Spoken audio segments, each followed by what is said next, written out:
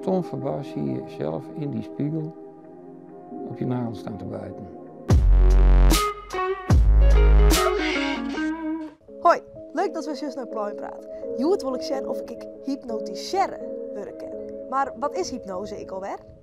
Het witboek zegt, hypnose is door een oorpersoon opwekte sliep. Dus dat betekent dat ik in een sliepstand kom en iedereen kan dan invloed op mijn uitoefening. Haal diep adem en sluit je ogen en slaap. En diep, diep, diep, diep. Slaap dieper en dieper en dieper en dieper. Daarom zie ik deze Pluim praat uit, ken ik onder hypnose gebracht worden. Ik ben nu bij Joop Venstra en ik zou vragen of hij mij onder hypnose brengen kan. En ik hier al in opzocht in het witboek wat hypnose dan is, maar klopt die definitie wel echt? Hypnose bestaat. Wat is hypnose? Het is wat de meeste mensen denken dat het wel zo is niet zo. Bij hypnose slaap je niet, want je bent erbij. In hypnose ben je relaxed, gedraag je je anders. Als jij in hypnose is, dan hoort ze mij, ze verstaat mij.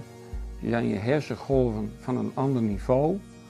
En daar maak ik als hypnotherapeut gebruik van om dus in te brengen, via dat onderbewustzijn, om bijvoorbeeld stoppen met roken. Heeft ergens dan wel controle? Jij hebt alle controle uiteindelijk. Oké. Ik heb zelf een beetje les van naachtspieten. Ja? En daar zou ik wel graag van opkomen willen. Ken dat mooi, hypnose? Ja. Stel je nou eens voor, je loopt zomaar ergens in de grijde.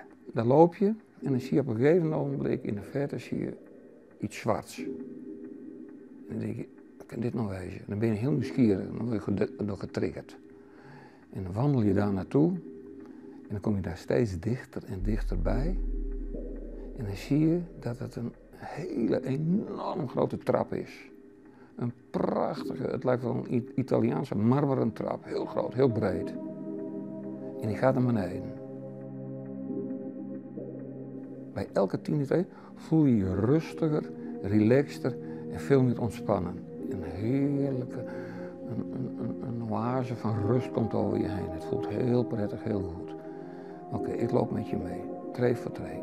Tellen we naar beneden. Bij de 10e tree denk je, wauw, helemaal zen, helemaal relaxed. 1. Tweede tree. Derde tree, goed zo, dat gaat goed. 4e tree. 5e tree naar beneden. Heerlijk ontspannen, heel relaxed. En dan sta je daar te mijmeren in jezelf. En dan zie je er voor je, zie je opeens een spiegel.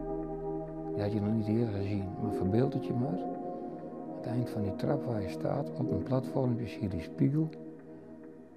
En dan zie je jezelf. En dan kijk je zo naar jezelf in die spiegel. En zonder dat je er erg aan hebt, pak je opeens je handen, 1 voor 1, breng naar je mond en begin te nagelbijten. Ik denk, wat is dit nou? Stom verbaasd zie je zelf in die spiegel op je nagel staan te bijten. En dan doe je bij elke nagel, proef je aan je mond en dan voel je dat je dat niet wil.